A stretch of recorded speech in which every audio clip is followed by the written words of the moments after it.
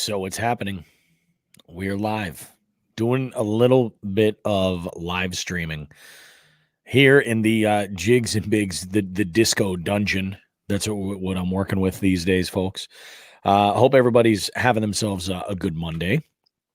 I'm having a pretty good Monday overall. I'm editing the show. I'm actually right now. I'm processing the show so that we can get the second half of it with the interview uploaded and everything, and then we'll be recording the intro earlier, or we'll be recording the what am I saying? We'll be recording the intro a little bit later on. And oh, look, we got some people are watching. Look at that. Our good friend Paul says BRB. Yeah, absolutely BRB.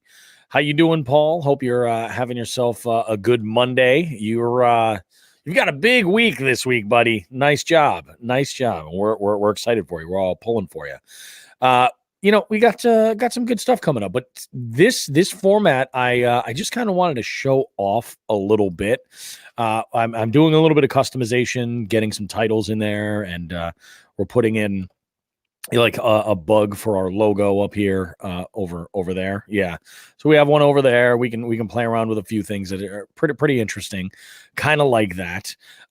Would like to throw this out there. I've got some room on my schedule, very little bit of room, but I would love to start scheduling some live stuff right here on our YouTube channel and on our Facebook page.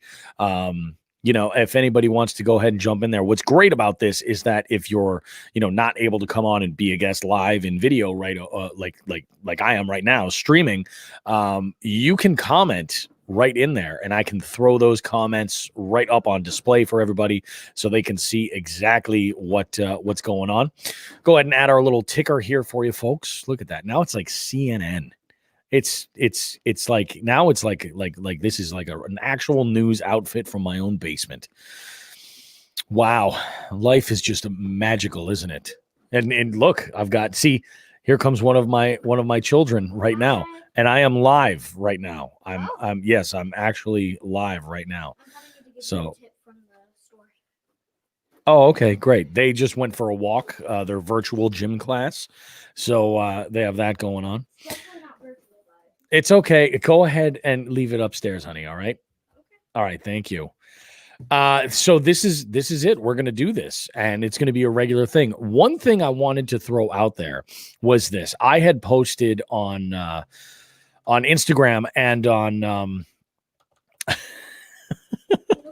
wrong kid, Paul. It was the little one. She was the little one. Scusa is still upstairs doing her thing. One thing I did want to throw out there, I posted earlier this morning. It was a meme actually, with Mr. Rogers, and I was kind of poking fun at my own level of confidence in the last 2.5 to 3 weeks, and I'm going to be completely honest with you. My confidence is completely shaken. It's non-existent when it comes to being out on the water. I am not having the banger fall I was hoping to. Have not been able to find a bite at all. So I'm curious, and this is my question: what is it that you guys do to get your confidence back when you've kind of had a stretch of a lot of skunk? You can't find a bite anywhere, can't seem to connect, or if you do happen to get a bite, you're not getting them to the boat. They're either breaking off or something. When you get rattled like that, what is it that you're doing, or that you could suggest that you do to kind of break that up? In the past, what I've done is I've just slowed everything way down, and I'll start throwing really, really light, delicate baits and fish more finesse. That can definitely give some results, but I have noticed that I've been doing that now, and I can't seem to get a bite at all. So I'm curious what's out there. Obviously, the idea is just to keep fishing.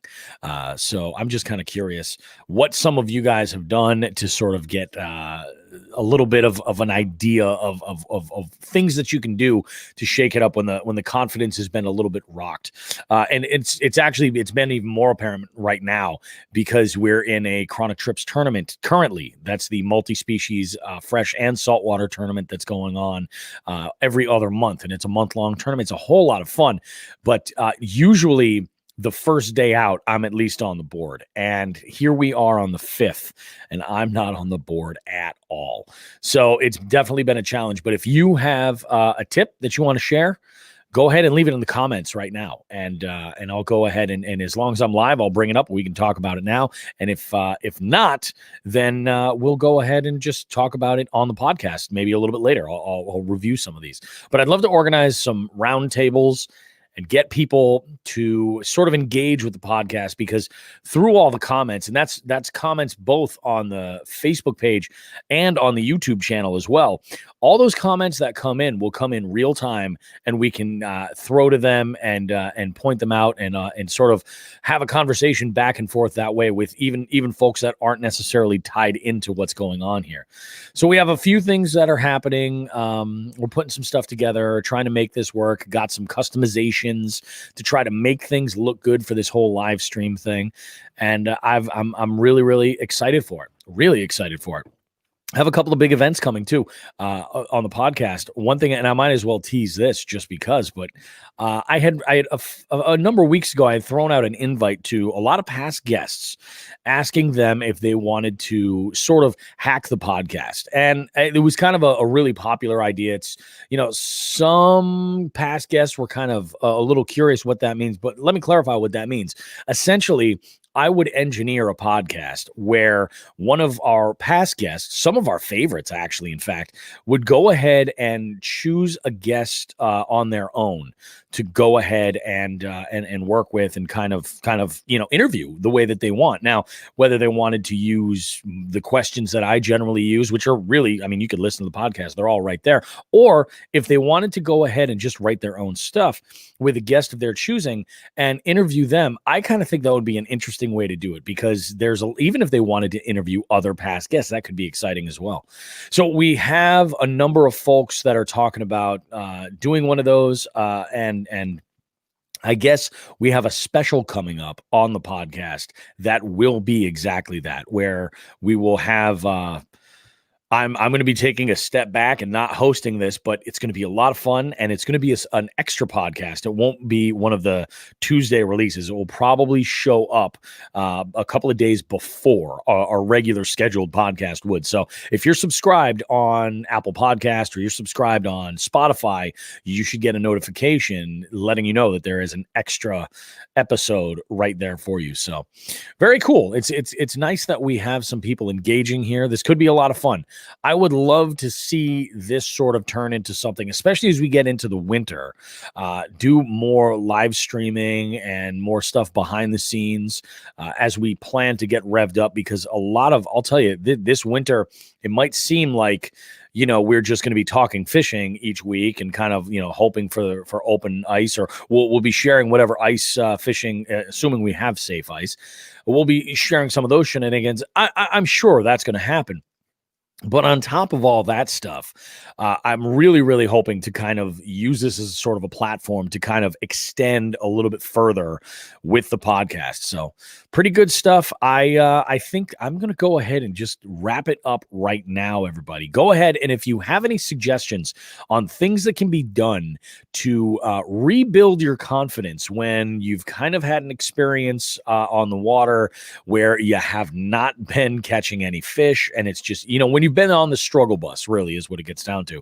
What have you done that's worked to kind of like give you that edge? Because I'm ever since I shaved the beard, I haven't caught a decent fish since then, and I think I've only caught one since I've shaved the beard, one tiny largemouth, and hey, I will absolutely take it. So we did have a few people in here.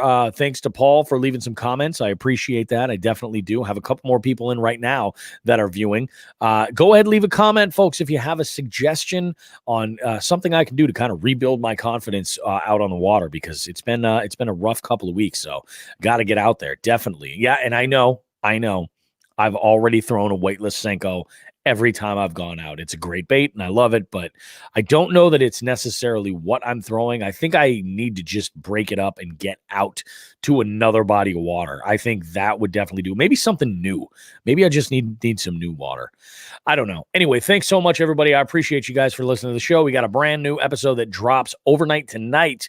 We'll be recording the intro for that. It is a great episode. On this episode, I have Debo from YouTube. He is going to share some of his preferences when it comes to fishing and a couple of great stories. He's got some good ones too. And I did not know that Debo was an MMA guy. I was totally unaware of that. Absolutely. But so that's coming up. And then I've got another, actually, the following week's episode, that interview is already done. And I want to go out on a limb and say that interview is, I would say, hands down, so far, the most entertaining interview.